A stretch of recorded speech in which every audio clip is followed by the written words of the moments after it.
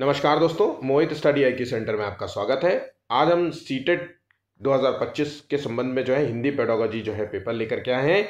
ये question paper आपके लिए महत्वपूर्ण है। एक एक क्वेश्चन इंपॉर्टेंट है। यहाँ से क्वेश्चंस हमेशा बनते हैं और जो क्वेश्चंस मैं पूरे सिलेबस को बाकायदा टॉपिक में कन्वर्ट करके हर एक टॉपिक से क्वेश्चंस देने का प्रयास करता हूँ, तो आपके लिए पेपर महत्वपूर्ण होगा। इसके नोट्स ज़रूर बनाइएगा। अगर आप बहुत ही अच्छे नंबर लाना चाहते हैं, 120 प्लस नंबर लाना चाहते हैं, तो नोट्स के बिना ये पॉसिबल नहीं है। नोट्स बनाइए, डेली उनका रिवीजन करिए। मैं सीटेट के लिए आपको सारा कंप्लीट नोट्स प्रोवाइड करता हूं, चाहे वो थ्योरी हो, सब्जेक्ट, मतलब एक एक टॉपिक पे जो क्वेश्चंस बनते हैं, अगर एक क्वेश्चन भी सीटेट में आता है उसके संबंध में जितने भी क्वेश्चन प्रोवाइड हो सकते हैं, बन सकते हैं, वो सभी है। मेरे क्वेश्चंस नए भी आपको मिलेंगे, प्रीवियस ईयर को क्वेश्चन मिलेंगे, बिल्कुल मॉडल पेपर आधारित क्वेश्चन मिलेंगे। सब यूनिक टेस्ट होगा आपका अगर आप मेरे पेपर लगाते हैं। एसएसटी के संबंध में अगर मैं बात कहूं तो एसएसटी के लिए मैं बहुत ही अच्छे नोट्स प्रोवाइड कर रहा हूं। आपको ऐसे नोट्स कोई भी फ्री में आपको नहीं प्रोवाइड करेगा। अगर आप एसएसटी सामाजिक विज्ञान के संबंध में आप अगर आपका पेपर 2 सामाजिक विज्ञान है, तो आप हमारी इस वीडियो को देख सकते हैं। नोट्स जरूर बनाइएगा। मैं बार बार इस बात पे जोर देता हूं कि नोट्स आपके लिए बहुत ही महत्वपूर्ण है। तो वीडियो को आखिर तक जरूर देखिएगा। वीडियो अच्छा लगे तो प्लीज वीडियो को लाइक कीजिए, कमेंट कीजिए, अपने दोस्तों के साथ शेयर करना बिल्कुल मत भूलिएगा, ताकि वो भी इस वीडियो का लाभ ले सकें। और चैनल को सब्सक्राइब नहीं किया तो प्लीज चैनल को भी सब्सक्राइब कर लीजिए। आइए देखते हैं किस तरीके के क्वेश्चन एग्जाम्स में आते हैं। देखिए, जो पहली बार एग्जाम देने जा रहे हैं उनके लिए मेरे वीडियो बहुत ही इंपॉर्टेंट है, और जो जिनका पिछली बार एग्जाम नहीं क्लियर हुआ है, मैं बार बार बहुत ही क्लियर तरीके से समझाने का प्रयास करता हूं कि एग्जाम बहुत ही हार्ड नहीं होता है, बहुत सिंपल होता है। बस कुछ फैक्ट्स हैं, कुछ बातों को ध्यान रखना होता है। उन बातों को ध्यान में रख करके आप क्वेश्चंस को सॉल्व करेंगे, तब आप आसानी से चीज़ों को आप सीटेट का एग्जाम आसानी से निकाल सकते हैं। ठीक है, और अगर सीटेट निकालेंगे तभी आपको और भी चीज़ें जॉब के लिए रिगार्डिंग आपको लाभ हो पाएगा। ठीक है, तो आइए शुरू करते हैं। प्राथमिक स्तर पर हिंदी भाषा सीखने सिखाने के लिए सबसे अधिक जरूरी है। तो देखिए, अगर हम प्राथमिक स्तर की बात करें, क्लास 1 से क्लास 5th तक की बात हो रही है, तो क्लास 1 से 5th हो या किसी भी क्लास की हो, बात ये इसकी नहीं है कि प्राथमिक शिक्षा की हो रही है। यहाँ पे सिर्फ एक क्वेश्चन है कि हिंदी भाषा सिखाने के लिए आपके लिए क्या जरूरी है। अगर आप टीचर हैं और हिंदी भाषा किसी बच्चे को सिखाते हैं, तो आप क्या जरूरी, तो कक्षा में लिखित आकलन करवाएंगे, या फिर अधिगम गतिविधियां करवाएंगे, या भाषाई पाठ्य पुस्तकें पढ़वाएंगे, या भाषा के मुद्दे समृद्ध परिवेश से परिचय कराएंगे। तो आंसर यहाँ पे देखिए, जिन बच्चों ने आंसर डी लॉक किया है, जिनको डी समझ में आया, वो सभी सही हैं। देखिए, भाषा सिखाने के लिए मुद्रित परिवेश से भाषा के विभिन्न रूपों से हम परिचय कराएंगे, जिससे बच्चे का भाषा का विकास तेजी से होगा। तो ये बात याद रखिएगा। ठीक है, चलिए अगला क्वेश्चन देखते हैं। भाषा शिक्षण में सक्रिय भाषा का क्या अर्थ है। अब सक्रिय भाषा का क्या मूल अर्थ निकलता है?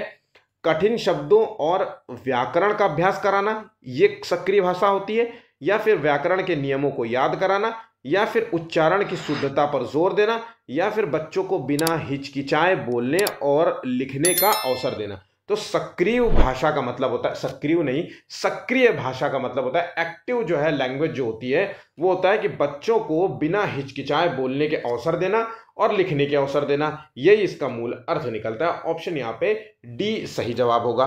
नेक्स्ट क्वेश्चन है, और ये इंपॉर्टेंट भी क्वेश्चन है, ध्यान रखिएगा। एक समावेशी कक्षा में भाषा शिक्षण के लिए सबसे महत्वपूर्ण कारक है। समावेशी कक्षा क्या होती है, पहली बात तो ये पता होना चाहिए।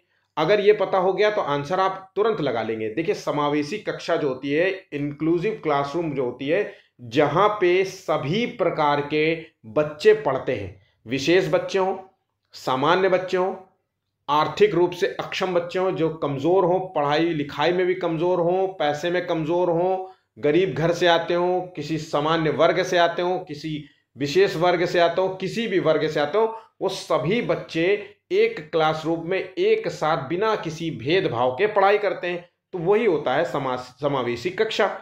अब यहाँ पे अगर ऐसी क्लास है, तो ऐसी क्लास में जहाँ पे भाषा शिक्षण के लिए सबसे महत्वपूर्ण क्या होगा भाई, अगर हम ऐसी क्लास है जहाँ पे सभी प्रकार के बच्चे, कमजोर बच्चे भी है, तेज में भी है, सभी प्रकार के बच्चे हैं, तो वहाँ पे जो है इनकी पृष्ठभूमि को नजरअंदाज नहीं किया जा सकता, उसको हमें ध्यान रखना होगा कि बच्चे किस बैकग्राउंड के, ताकि हम उसी तरीके आजमा करके बच्चों को हम उनके ग्रोथ को जो है मतलब ग्रोथ कर सके, उनके बच्चों का जो है पढ़ाई में अच्छे से ध्यान दे सके। तो विविध प्रकार के भाषा शिक्षण सामग्री का हमें ऐसे बच्चों के साथ प्रयोग करना होगा। तो हमें ऐसे बच्चों के साथ हमें विभिन्न प्रकार की शिक्षण सामग्रियों का प्रयोग करना होगा। तरीके हमें अलग अलग तरीके आजमाने होंगे। जो पढ़ाई में अच्छा होगा उसके लिए अलग तरीका आजमाना होगा, जो दृष्टिबाधित होगा उसके लिए अलग तरीका आजमाना होगा, जिसको सुनाई कम देता होगा उसके लिए अलग तरीका होगा, जो सामान्य होगा उसके लिए अलग तरीका होगा, उसके लिए अलग पढ़ाई होगी, उसके लिए अलग नोट्स होंगे, उसके लिए अलग होमवर्क भी होगा, ये सारी चीजें होंगी। तो आंसर यहाँ पे जो आंसर है वो है ऑप्शन बी। और बाकी जो है यहाँ पे बिल्कुल भी तर्क नहीं रखते हैं, ठीक है। सभी बच्चों को एक समान शिक्षण विधि से तो बिल्कुल भी नहीं पढ़ाया जा सकता। ऐसे में क्या होता है, समावेशी कक्षा में ये चीजें जो है सफल नहीं हो पाएंगी। चलिए आगे बढ़ते हैं अगले क्वेश्चन की ओर। भाषा शिक्षण के लिए कौन सा तरीका सबसे प्रभावी है? अब देखिए, भाषा शिक्षण की दृष्टि से अगर हम बात करें सबसे प्रभावी तरीका कौन सा है, तो चौथे का देखिए आंसर क्या है, पाठ्य पुस्तकों पर आधारित शिक्षण, बिल्कुल भी नहीं। बच्चों को कहानियों, कविताओं और नाटकों में शामिल करना। तो अगर हम बच्चों को सबसे प्रभावी तरीके की बात करें तो हम बच्चों को कहानियां सुनाएंगे, कविताएं सुनाएंगे, नाटक जो है थोड़ा सा एक्शन, जैसे नहीं कौवा और पानी वाली कहानी हो जाती है या शेर और चूहे की कहानी हो जाती है। तो आप देखिए प्री स्कूल्स जो होते हैं, आमतौर पे जो प्री स्कूल्स होते हैं वो इस तरीके की एक्टिविटीज कराते हैं कि एक मैडम जो है कौवे की कॉस्ट्यूम पहन लेंगे, फिर वो धीरे धीरे जो है एक्शंस करेंगी और वो है किसी डब्बे में जो है पानी भरा होगा उस पर कंकड़ डालेंगे, इस तरीके से एक्टिविटी करते हैं। या शेर वाला कॉस्ट्यूम कर लेंगी और चूहा जो है बन के आएगा रस्सी काटे, इस तरीके। तो ये नाटक होता है। ऐसे में क्या होता है, बच्चे बहुत अच्छे तरीके से सीख पाते हैं, बहुत अच्छे तरीके से उस जो है पर्टिकुलर टॉपिक पे जो है पूरी तरीके से घुल मिल जाते हैं, उनका दिमाग चलता है, इंटरेस्ट लेते हैं, सीखने की उनकी क्षमता बढ़ जाती है। स्कूल आएंगे डेली, इससे क्या होगा, उनको अच्छा लगेगा तो स्कूल भी आएंगे, स्कूल आएंगे तो डेली कुछ ना कुछ सीखेंगे। तो ये सारी चीजें काम करती हैं, ठीक है, एक बच्चे के साथ। नेक्स्ट क्वेश्चन देखिए, भाषा अर्जन के संबंध में कौन सा कथन जो है उचित नहीं है? अब भाषा अर्जन और भाषा अधिगम दो चीजें हैं। तो भाषा अर्जन में क्या होता है और भाषा अधिगम में क्या होता है? तो भाषा अधिगम जो होता है, तो पहली बात तो ध्यान रखिएगा, भाषा जो अर्जन होता है वो एक स्वाभाविक क्षमता है। अब भाषा अर्जन, जिस परिवार में आप जन्मेंगे वहां की भाषा जो भी होगी वही आप अर्जित कर लेंगे, यही होता है। तो इसलिए इसे कहते हैं स्वाभाविक, जन्मजात होती है। आप जिस परिवार में जन्मे वहां पे हिंदी बोली जाती है, तो आपकी भाषा जो है आपने अर्जित करी है जो है हिंदी। आप बंगाली में होंगे तो बंगाली भाषा बोलेंगे, आप किसी अंग्रेज के घर में पैदा होंगे, बहुत अंग्रेजी बोली जाती है, तो वहां पे इस तरीके की। तो भाषा अर्जन का संबंध एक स्वाभाविक क्षमता से है ना, उस इन्वायरमेंट से है, घर के जो है इन्वायरमेंट से है, माता पिता की बोली से है, ये सारी चीजें होंगी। भाषा अर्जन के लिए नियम सिखाए जाते हैं? तो बिल्कुल भी नहीं। ध्यान रखिएगा, भाषा अर्जन में नियम नहीं सिखाए जाते क्योंकि ये स्वाभाविक है। तो यहाँ पे बच्चा स्वाभाविक रूप से सीखता है, जो भी पेरेंट्स बोलते हैं उसी को अडॉप्ट कर लेता है, क्योंकि बच्चा देख करके सीखता है, तो बस उन्हीं की भाषा को बोलने लग जाता है। इसलिए कहा जाता है बच्चों के सामने थोड़ा सोच समझ के बोलना चाहिए, ऐसे शब्दों का प्रयोग नहीं करना चाहिए, नहीं तो बच्चे बहुत जल्दी इस बात को अडॉप्ट कर लेते हैं। तो भाषा अर्जन में नियम नहीं सिखाए जाते, भाषा अधिगम में नियम सिखाए जाते हैं। अब अधिगम क्या होता है, मान लीजिए अधिगम का मतलब होता है लर्निंग। अब मान लीजिए मुझे सीखना है इंग्लिश, तो इंग्लिश जब सीखेंगे तभी होगा ना जब उसमें नियम जानेंगे, ABCD बताया जाएगा, फिर उसमें ग्रामर बताया जाएगा, फिर दो शब्दों को जो है GO को गो बोलेंगे, NET को नेट बोलेंगे, AEIO वाले शब्द पढ़ाए जाएंगे, जैसे कि मैट, बैट, पैट, ठीक है, फिर नेट, सेट, इस तरीके से शब्द पढ़ाए जाएंगे। तो यहाँ पे नियम सिखाए जाते हैं। आंसर हो गया ऑप्शन बी, जो कि उचित नहीं है, जो कि गलत है, यहाँ बात ध्यान रखिएगा। बाकी भाषा अर्जन को सहज बनाने के लिए समृद्ध भाषिक परिवेश होना चाहिए, ऐसा परिवेश होना चाहिए जहाँ पे भाषा अर्जन स्वाभाविक रूप से सीखे। ऐसा नहीं है कि ऊट पटंगा बातें होती हूँ, है ना, कंफ्यूजिंग नहीं होनी चाहिए। बिना विद्यालय गए जो है भाषा अर्जन संभव हो सकता है, तो बिल्कुल, क्योंकि भाषा अर्जन उसका घर से होता है, ठीक है, परिवार से होता है। यहाँ पे चीजें समझ गए, बहुत ही इंपॉर्टेंट क्वेश्चन है। भाषा अर्जन और भाषा अधिगम में ये क्वेश्चन पूछा जाता है। नेक्स्ट क्वेश्चन है, व्याकरण शिक्षण की अपेक्षाकृत बेहतर विधि कौन सी है? तो अगर किसी बच्चे को व्याकरण शिक्षण का ज्ञान कराना है, व्याकरण का ज्ञान कराना है, तो उसके लिए सबसे बेस्ट विधि मानी जाती है आगमन विधि, जो कि आगमन और निगमन दो विधियां हैं जो कि अरस्तु ने दी थी। ठीक है, आगमन विधि में क्या होता है कि पहले बच्चे को हम जो है उदाहरण देते हैं, उदाहरण, फिर उसके बाद हम नियम सिखाते हैं। तो मतलब हम बच्चे को उदाहरण से नियम की ओर जाते हैं, लेके जाते हैं, उदाहरण से सूत्र की ओर लेके जाते हैं, उदाहरण से परिभाषा की ओर लेके जाते हैं, ताकि बच्चे के लिए सिखाना आसान हो जाए, बच्चे के लिए सीखना आसान हो जाए। तो जो प्री स्कूल्स होते हैं वो आमतौर पे इसी जो है प्रक्रिया का यूज करते हैं, आगमन विधि का। निगमन विधि में क्या होता है, जस्ट इसका उल्टा होता है, पहले सूत्र बताया जाता है, नियम बताया जाता है, परिभाषा बताई जाती है, फिर उसके बाद उदाहरण बताए जाते हैं। ये विधि जो होती है ये ग्रेजुएशन बड़े बच्चों के लिए काम आती है, ये प्री स्कूल के बच्चों के लिए, स्कूल प्राइमरी स्तर के बच्चों के लिए जो है ये जो है निगमन विधि काम नहीं आती है। तो यहाँ पे आगमन विधि आंसर है। ठीक है, सूत्र विधि में हम सूत्र का ज्ञान कराते हैं, पुस्तक विधि में हम पुस्तक पढ़वाते हैं, ये सारी चीजें होती हैं। ठीक है, 8वीं कक्षा में पढ़ने वाला आदित्य कक्षा कागज पर लिखते समय बाएं हाशिए को बढ़ाता चलता है, इसका क्या है? तो देखिए यहां पे लिखते समय पूछ रहा है, बात बोल रहा है लिखते समय, तो यहां पे हो गया, यहां पे क्वेश्चन समझ में आ गया कि बच्चे के अंदर एक तरीके से लेखन विकार है। लेखन विकार है तो इसका मतलब है ये है एक डिस्ग्राफिया होगा। अगर पढ़ने का विकार होता, यहां पठन पढ़ते समय लिखा होता, तो यहां पे डिसलेक्सिया हो जाता, पर यहाँ पे लेखन विकार है तो यहाँ पे डिस्ग्राफिया हो गया। बच्चा जो है, एक तो डिस्ग्राफिया में क्या होता है, कई शब्दों को उल्टा पुल्टा लिखता है, जैसे बी को डी लिख देगा, है ना, बी को ऐसे लिखना होता है तो वो ऐसे लिख देगा, आमतौर पे 3 को ऐसे लिखना होगा तो 3 ऐसे लिख देगा। तो ये एक लेखन विकार होता है। ठीक है, न्यूक्लियर को अनक्लियर लिख सकता है, मतलब स्क्रैम्बल कर देगा, शब्दों को इधर उधर कर देगा, या फिर चीजों को वो समझ नहीं पाएगा कि इसमें अंतर नहीं समझ पाएगा। ठीक है, यहाँ पे ये बात समझ गए। चलिए, भाषा संबंधी मूल्यांकन में, तो हम मूल्यांकन का क्या मतलब होता है, तो भाषा का अगर हम मूल्यांकन कर रहे हैं, भाषा संबंधी मूल्यांकन में हम विशेष पाठ्यक्रम विशेष की भाषा का ही मूल्यांकन करना चाहिए, या बच्चों की भाषा प्रयोग संबंधी क्षमता का मूल्यांकन करना चाहिए, या बच्चों के भाषिक नियम संबंधी ज्ञान का मूल्यांकन करना चाहिए, या पाठ्यक्रम विशेष की उपलब्धि समझी जानी चाहिए? तो आंसर 8वें का जो है वो है ऑप्शन ए।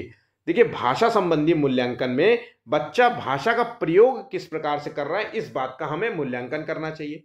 अब भाषा का अगर वो प्रयोग अच्छे रूप में कर रहा है, भाषा का तभी प्रयोग करेगा ना जब उसके पास वोकैब होगी। भाई शब्द भंडार होना बहुत जरूरी है बच्चे के अंदर, शब्द भंडार होंगे तभी वो तो भाषा के बहुत सारे विविध प्रयोग करेगा। कि तो इसलिए शब्द भंडार बढ़ाने के लिए हमें बच्चों को बहुभाषी बनाना चाहिए। बहुभाषी के तौर पे हमें एक तो मातृभाषा का तो ज्ञान होना ही चाहिए भाई बच्चे को, जब वो घर से आएगा, स्कूल आएगा तो एक भाषा के साथ आएगा। उसके बाद एक ऐसी भाषा जो उसके जीवन पर्यंत काम आएगी, जैसे अंग्रेजी भाषा। भाई आज के समय में अगर मातृभाषा सीख रहा है बच्चा, बोलना आता है, लेकिन अंग्रेजी नहीं आती तो किसी काम का नहीं है, ये आप भी जानते हैं। भले ही चाहे इसके लिए कितनी भी कोई अच्छी बातें कहे कि अरे नहीं अंग्रेजी की ज़रूरत नहीं होती, पढ़ने वाले पढ़ लेते हैं, न्यू नौकरी पाने वाले, ये सब बकवास बातें हैं।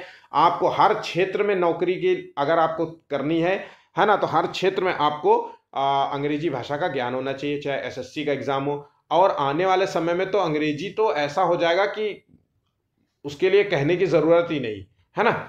तो यहाँ पे आंसर हो गया ऑप्शन बी।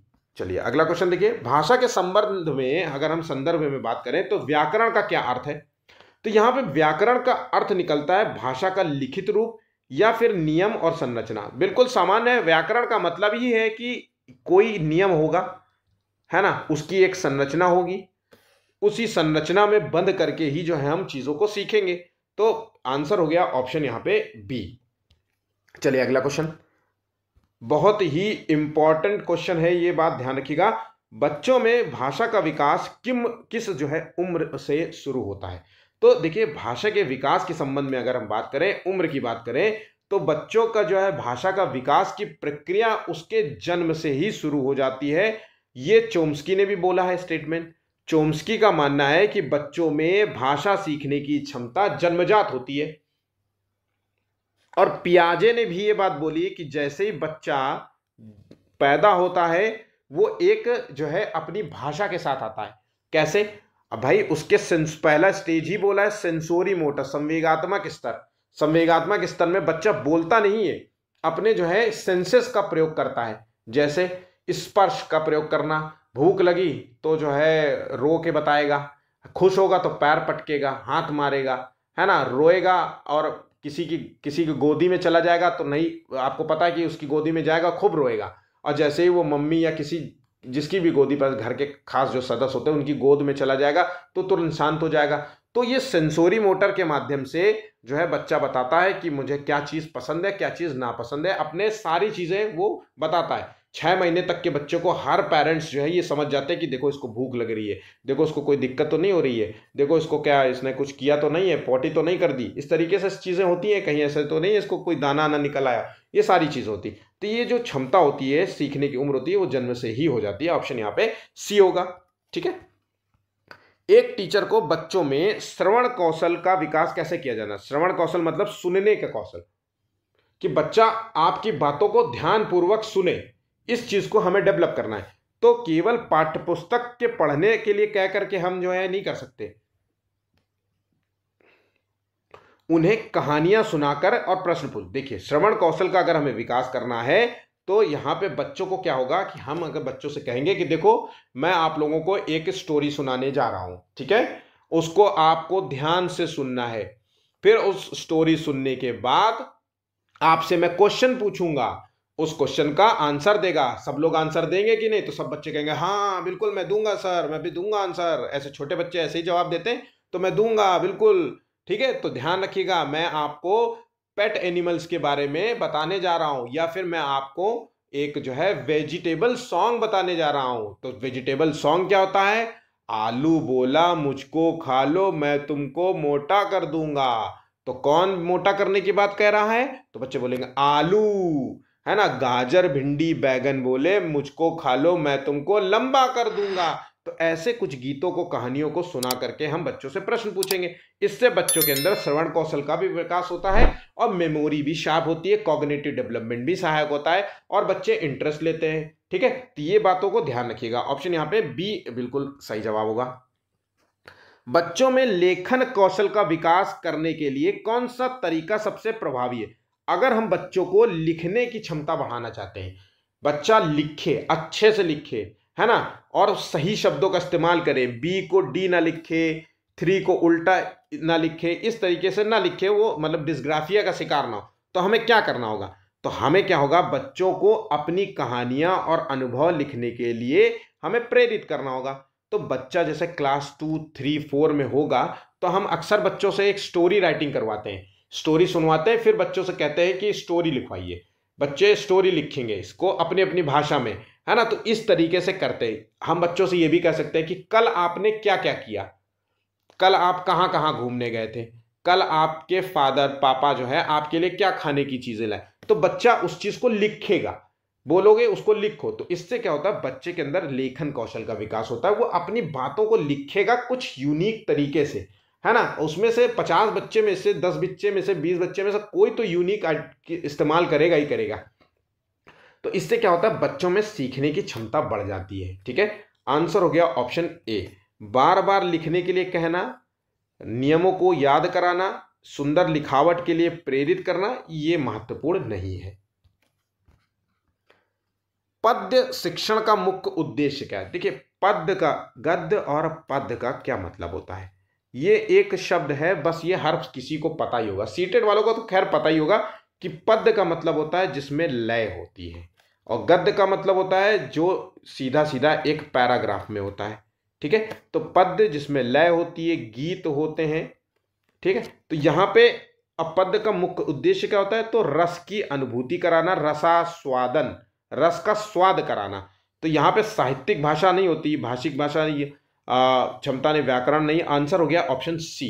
बात ध्यान रखिएगा, ये चीज बिल्कुल भी याद रखिएगा। कई बच्चे इस चीज को नहीं समझते हैं कि कई गद्य और पद्य में अंतर क्या है, और बेसिक चीज पूछ लेते हैं और गलत कर जाते हैं। जो पहली बार एग्जाम देते हैं, बात उन बच्चों की हो रही है। ठीक है, चलिए आगे बढ़ते हैं।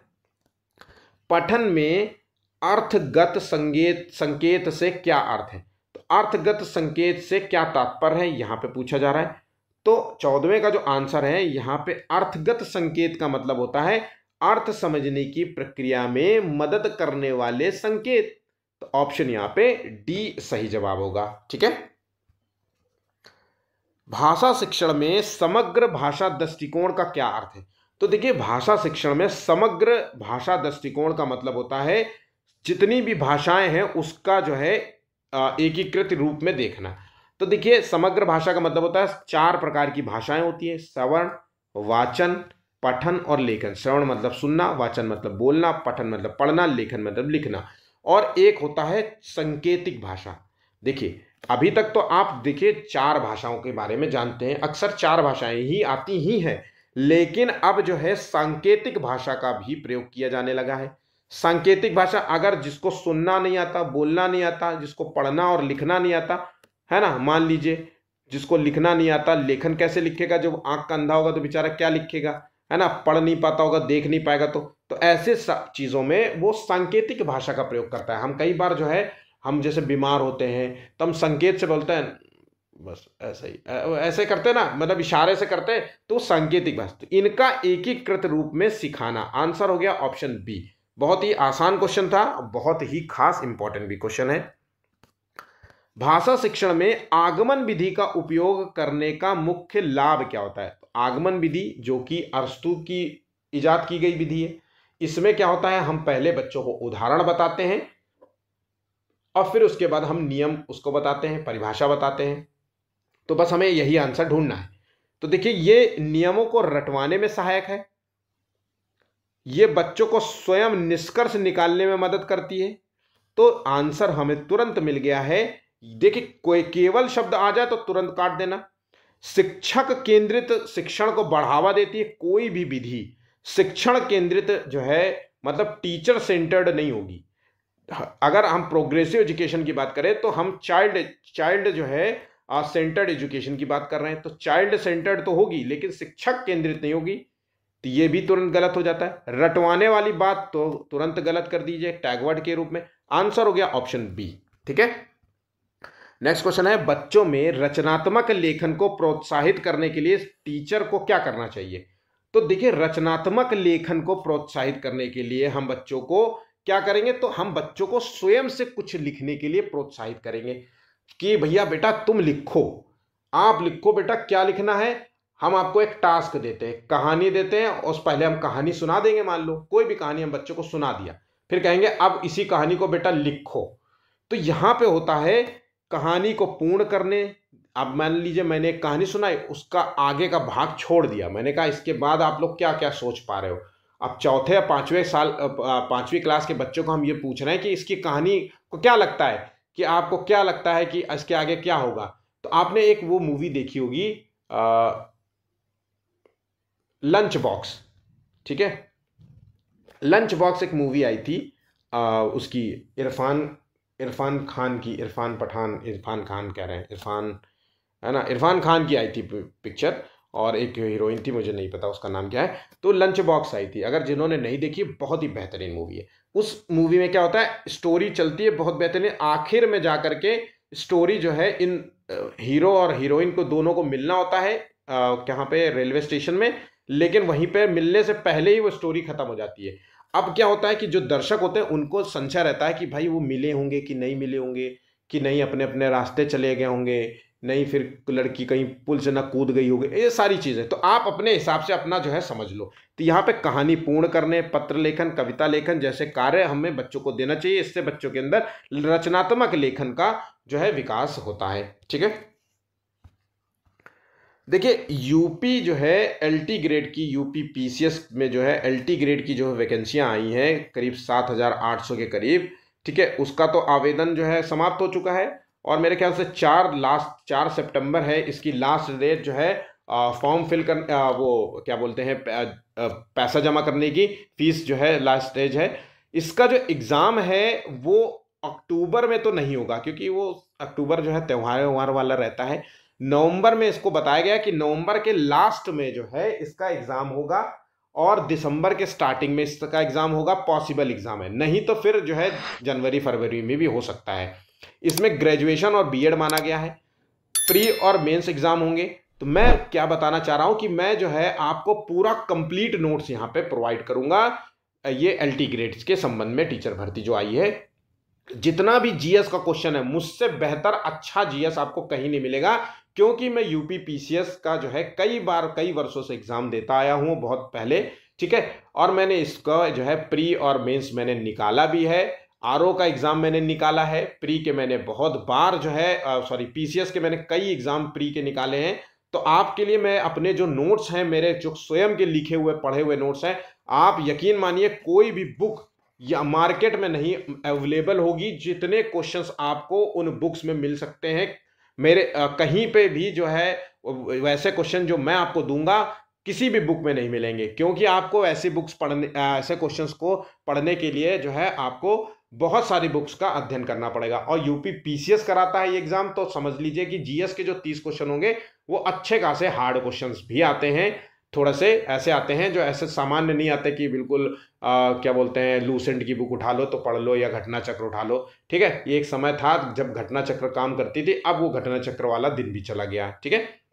तो आप अगर एलटी ग्रेड की तैयारी करना चाहते हैं तो आप हमसे जुड़ सकते हैं इसी चैनल से। कल से आपको ये वीडियोस मिलने लगेंगे, आप हमें कमेंट करके भी बता सकते हैं, ठीक है। चलिए शुरू करते हैं, आगे बढ़ते हैं। ये क्वेश्चन हो गया, ओह चलिए। भाषा शिक्षण में पूरक पाठन का क्या महत्व है?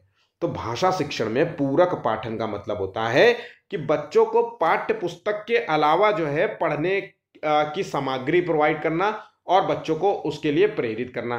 तो यहाँ पे देखिए आंसर क्या है, केवल शब्द आ गया तो उसे हटा दीजिए, तुरंत ही दोहराने रटवाने वाला जो है चीज को हटा दीजिए, केवल शिक्षक केंद्रित हो गया। तो आंसर हो गया ऑप्शन ए, मुझे पढ़ना ही नहीं है। आंसर क्या है, तुरंत मैंने टैगवर्ड से ही क्वेश्चन को सॉल्व कर दिया। तो ये बच्चों को पाठ्य पुस्तक के अतिरिक्त सामग्री पढ़ने के लिए प्रेरित करता है। ऑप्शन यहाँ पे ए सही जवाब है।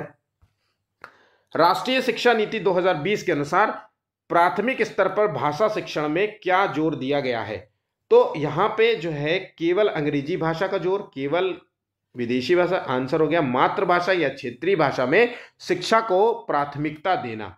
तो देखिए प्राथमिक स्तर पर पहले हम मातृभाषा पर जोर दे रहे हैं, ठीक है, प्लस उसके बाद अंग्रेजी भाषा पे जो आपको जीवन के आगे लेके जाएगा, प्लस आपको एक और भाषा जो आप चाहें मातृभाषा के अलावा। मान लीजिए आपको चाहते हैं कि आप बंगाली सीखना चाहते हैं, मराठी सीखना चाहते हैं, कोई और भाषा राजस्थानी सीखना, पंजाबी, तो वो भी आप सीख सकते हैं। तो ये जो शिक्षा नीति है वो त्रिभाषा पर आधारित है, त्रिभाषा को, बहुभाषा को प्रोत्साहित करती है। बहुभाषा में हम त्रिभाषा का हम जिक्र करते हैं, ठीक है, 3 भाषा, ठीक। चलिए, डिसलेक्सिया से पीड़ित बच्चे के लिए शिक्षक को क्या करना चाहिए? तो डिसलेक्सिया और डिसग्राफिया दो, डिसग्राफिया में क्या होता है, लेखन विकार होता है, डिसलेक्सिया वो होता है एक पठन विकार होता है। अब हम पठन विकार के ही संबंध में आंसर ढूंढेंगे। तो यहाँ पे क्या होता है, केवल लिखित कार्य, केवल व्याकरण, उसे सामान्य बच्चों के साथ प्रतिस्पर्धा करवाना, या फिर श्रव्य दृश्य सामग्री और अतिरिक्त समय प्रदान करना। तो आंसर हो गया डिसलेक्सिया से पीड़ित बच्चे को टीचर को क्या करना चाहिए कि जो पठन विकार होता है, उसको पढ़ने में समस्या होती है, तो हम उसको देखने और सुनने वाली सामग्री का प्रयोग करेंगे और अतिरिक्त उसको 16 समय देंगे। तो ऑप्शन यहाँ पे डी होगा। भाषा शिक्षण में सतत और व्यापक मूल्यांकन का क्या अर्थ है? तो यहाँ पे सतत और व्यापक मूल्यांकन का मतलब होता है कि बच्चों के समग्र विकास का नियमित मूल्यांकन करना। तो सतत और व्यापक मूल्यांकन, सतत का मतलब होता है कि हर स्टेज पे मूल्यांकन करते रहना, है ना, निरंतर उसका मूल्यांकन हो। और व्यापक का मूल्यांकन का मतलब होता है उसका व्यापक रूप में होना चाहिए, मतलब संपूर्ण मूल्यांकन हो। ऐसा नहीं होना चाहिए कि यार थोड़ा सा सेक्शन का मूल्यांकन कर लिया, ठीक है, हाँ हो गया, ऐसा नहीं। तो यहाँ पे समग्र विकास शब्द एक समझ सकते हो कि इसका नियमित मूल्यांकन हो जाए। ऑप्शन यहाँ पे बी सही जवाब होगा। त्रिभाषा सूत्र के अनुसार भाषा भारत में बच्चों को कितनी भाषाएं सीखनी चाहिए? तो त्रिभाषा में मैंने आपको बताया 3 भाषा, एक तो मातृभाषा हो गई, एक अंग्रेजी भाषा होगी, एक वो जो बच्चा भाषा अपना दूसरी भाषा को सीखना चाहता है। तो यहाँ पे 3 भाषा को इसी रूप में देखा गया है, ठीक है। भाषा शिक्षण में टीचर की भूमिका क्या होनी चाहिए? तो भाषा शिक्षण में टीचर क्या करता है? टीचर जब क्लास में होता है तो टीचर जो है एक सहजकर्ता, एक मार्गदर्शक के रूप में काम करता है। बच्चों को मार्ग दिखाता है, रास्ता दिखाता है, सही और गलत की पहचान करना सिखाता है, ठीक है, नैतिक शिक्षा सिखाता है, नैतिक बातें सिखाता है। तो ये सारी चीजें करता है। तो टीचर की वही भूमिका है। केवल मूल्यांकन करने की नहीं होती है, या केवल किताब पढ़ाने की नहीं होती है, या केवल नियमों को सिखाने की नहीं होती है। वो एक मार्गदर्शक होता है, ठीक है। बच्चों का जो संपूर्ण विकास होता है जिसको कहते हैं, वो टीचर ही करता है। तो ऑप्शन यहां पे बी होगा।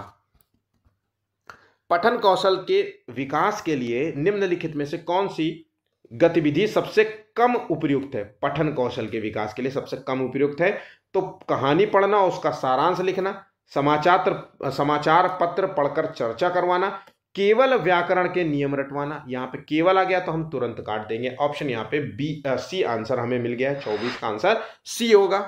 अगला क्वेश्चन देख लेते हैं। बच्चों में मौखिक अभिव्यक्ति को बढ़ाने के लिए कौन सी गतिविधि सबसे उपयुक्त है? अगर हम बच्चों में मौखिक अभिव्यक्ति को बढ़ाना चाहते हैं तो सबसे उपयुक्त विधि है कि भाई बच्चा खूब बोले। तो बोलेगा तभी ना जब आप बोलोगे। नई नई चीजें पढ़ाओ, तो कहानी सुनाना, चर्चा करना, जैसा कि मैंने बताया था कि आलू बोला मुझको खा लो मैं तुमको मोटा कर दूंगा, ऐसे गीत पढ़ाओ, है ना। छोटा आ से अनार लाल लाल होता, बड़ा आ से आम बड़ा रसीला होता, जिसको हम कहते फलों का राजा। ऐसे गीत बनाओ और ऐसे गीत बना करके पढ़ाओगे। गाजर मूली अदरक, जो मतलब मैं बना के बता रहा हूँ आपको।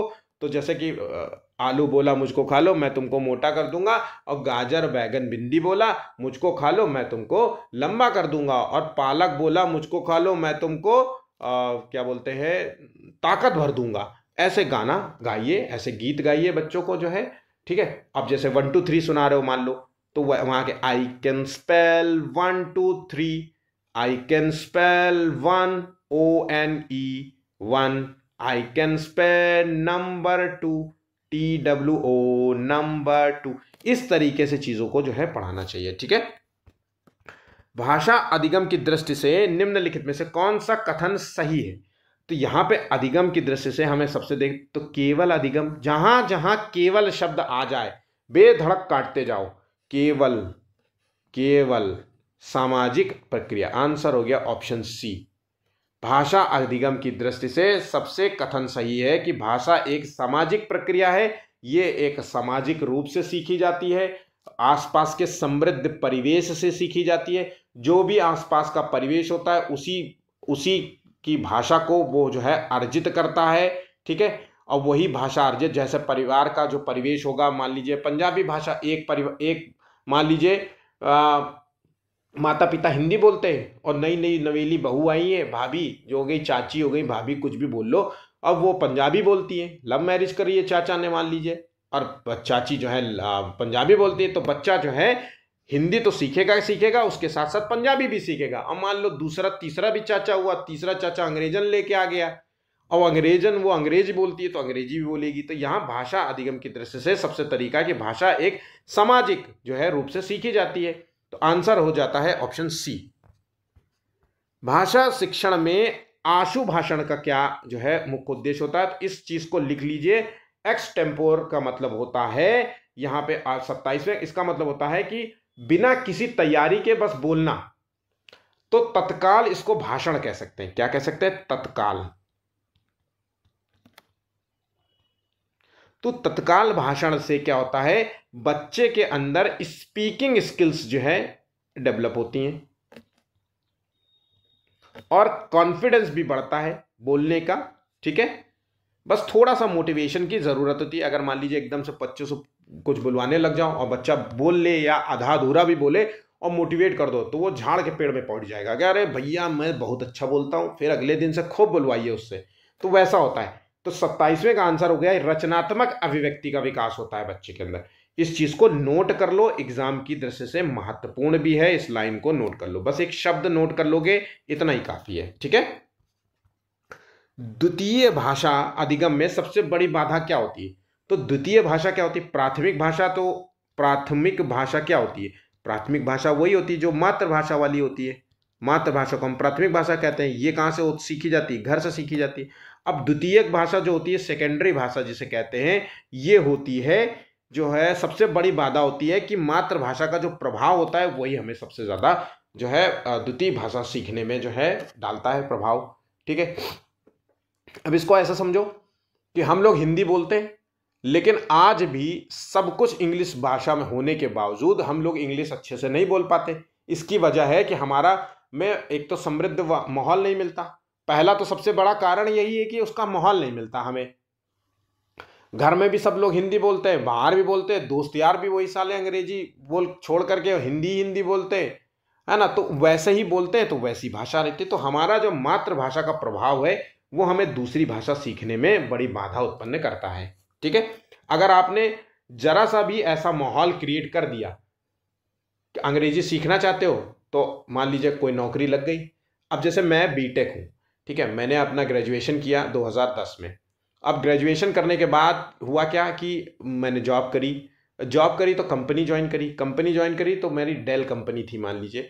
तो डेल में जब पहली बार जब ज्वाइन करा तो वहाँ पे सब अंग्रेजी बोल रहे हैं, है ना। कुछ भी स्टेटमेंट हो रहा है अंग्रेजी में हो रहा है, तो टूटी फूटी अंग्रेजी ले करके तोड़ के बोलते थे।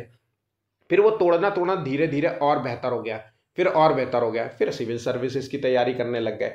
आज मैं अपने दोस्त मेरे जो हैं जो बिल्कुल अंग्रेजी पहले नहीं बोल पाते, वो आज अमेरिकन एक्शन में जो है अंग्रेजी बोलते हैं। अमेरिकन उनकी बिल्कुल आपको लगेगा कि अमेरिका का कोई आदमी बोल रहा है, मतलब उनकी भाषा ऐसी हो गई है ना। वो हिंदी भी अबे तबे कर लेते हैं। तो वैसा ही है, यहाँ पे मातृभाषा का प्रभाव रहता है। ऑप्शन यहाँ पे बी होगा।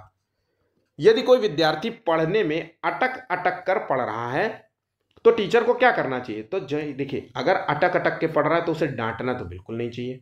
उसे बार बार लिखने के लिए प्रोत्साहित, रटने वाला कोई काम नहीं, बार बार लिखो रटो ये चीजें नहीं होती। उसे उच्च स्वर में सरल पाठ पढ़ने के लिए अवसर देने चाहिए।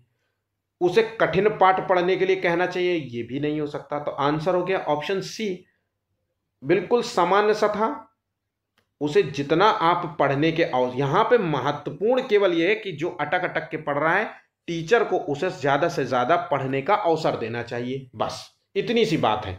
जितना ज्यादा वो पढ़ने का अवसर देंगे उतना ज्यादा उसके अंदर जो है पढ़ने की एनर्जी डेवलप होगी, उसके अंदर वो धीरे धीरे सीखेगा, उसका डेवलपमेंट होगा और वो धीरे धीरे बोलने लगेगा। जैसे हम पहली बार अगर इंग्लिश, हम सभी बैठे हुए हैं, जितने भी बच्चे आप लोग सुन रहे हो, हम इंग्लिश का एक पैराग्राफ उठाते हैं और इंग्लिश बोलना शुरू करो। उसी पैराग्राफ को पढ़ो, आप देखिए उस पैराग्राफ को कंप्लीट नहीं पढ़ पाओगे, अटक के पढ़ोगे, खूब अटकोगे, अपनी सही पूरी कंप्लीट भाषा में नहीं पढ़ पाओगे, खूब उटपटंगा भाषा का इस्तेमाल करोगे। हंसेगा कोई अगर अंग्रेजी पढ़ लेता होगा। लेकिन ऐसा ही प्रक्रिया 10-50 बार डेली प्रक्रिया दोहराओ, 1 महीने तक रोज न्यूज़पेपर पढ़ो, आप देखिए इंग्लिश की स्पीकिंग जो है आपकी क्षमता डेवलप हो जाएगी और बहुत तेजी से आप पढ़ पाएंगे उन शब्दों को जिन शब्दों को आप पहले पढ़ नहीं पा रहे थे। तो सेम चीज यहाँ पे भी ये अप्लाई हो रहा है। ठीक है, नेक्स्ट है, भाषा शिक्षण की कौन सी विधि छात्र की सक्रिय सहभागिता पर सबसे अधिक बल देती है? तो यहाँ पे सक्रिय रूप से सहभागिता पर, तो सक्रिय रूप से क्या होगा यहाँ पे जो है भाई डायरेक्ट मेथड ही है जहाँ पे सक्रिय रूप से जो है सीखने में मदद करता है। तो ऑप्शन यहाँ पे बी सही जवाब होगा। समझाने की जरूरत नहीं, मुझे लगता है बहुत ही सामान्य सा क्वेश्चन था। आखिरी क्वेश्चन है, यदि किसी कक्षा में विद्यार्थियों की मातृभाषा और हिंदी अलग अलग है तो टीचर को क्या करना चाहिए? तो किसी कक्षा में विद्यार्थियों की मातृभाषा और हिंदी भाषा अलग अलग है, मातृभाषा मान लीजिए उसकी इंग्लिश है और हिंदी अलग अलग है, मातृभाषा किसी की हिंदी है किसी की इंग्लिश है, तो हमें केवल मातृभाषा का प्रयोग करना चाहिए या केवल हिंदी का प्रयोग करें या मातृभाषा और हिंदी का दोनों का सहयोगात्मक प्रयोग करना चाहिए? तो आंसर हो गया ऑप्शन डी। मैंने जैसा कि कहा था क्लासरूम केवल क्लासरूम नहीं है, क्लासरूम जो है इंक्लूसिव क्लासरूम है। ठीक है, समावेशी कक्षा है और समावेशी कक्षा में विविध भाषी वाले बच्चे भी पढ़ते हैं और उन सभी का भाषा का सम्मान करना चाहिए और उस भाषा के सम्मान करते हुए उस हमेशा एक दूसरे को उस भाषा से कुछ ना कुछ सीखना चाहिए। इससे क्या होता है, बच्चों के अंदर वोकैब डेवलप होगी, शब्द भंडार बढ़ेगा, बोलने की क्षमता बढ़ेगी, एक दूसरे से कुछ ना कुछ सीखेंगे, सहयोगात्मक जो है एक दूसरे के अंदर भावना डेवलप होगी, है ना। तो ये सारी चीज़ों, तो दोनों की सहज भाषा का प्रयोग करना चाहिए। ऑप्शन यहाँ पे सी होगा। किसी की भाषा का मजाक नहीं उड़ाना चाहिए। ऐसा नहीं है कि कोई गांव का आया तो उसका मजाक उड़ाने लग जाओ, है ना, क्योंकि वो भी कहीं ना कहीं यूज होता है। आज आप देखिए हिंदी का पेपर देते हो तो हिंदी में तद्भव तत्सम आते हैं। अब तद्भव तद्भव जो शब्द होते हैं वो आमतौर पे जो है गांव की भाषा का होता है। किवाड़ को क्या कहते हैं, है ना, गेहूं को क्या कहते हैं, इस तरीके के शब्द होते हैं, ठीक है। तो इस तरीके से हमारा जो है हिंदी पेडागोजी का पेपर समाप्त होता है। वीडियो अच्छा लगा हो तो प्लीज़ लाइक कीजिएगा, 30 लाइक्स का टारगेट है। शेयर कीजिए, सब्सक्राइब कीजिए चैनल को अगर नहीं किया है। और आपको डेली आपको इसी प्रकार से वीडियोस मिलेंगे। सारे कंप्लीट टास्क मैं ऑलरेडी कर चुका हूं। मेरे प्रीवियस वीडियो को बस केवल प्ले लिस्ट में जाइए और चीज़ों को देखिए और अच्छे से तरीके से उसका नोट्स बनाइए, डेली पढ़ाई करिए और LT ग्रेड्स की तैयारी के लिए आप तैयार हो जाइए। अगर आप अच्छे नंबर नौकरी लेना चाहते हैं तो आप जो है हमारे साथ जुड़ सकते हैं। अभी के लिए बस इतना ही है। धन्यवाद।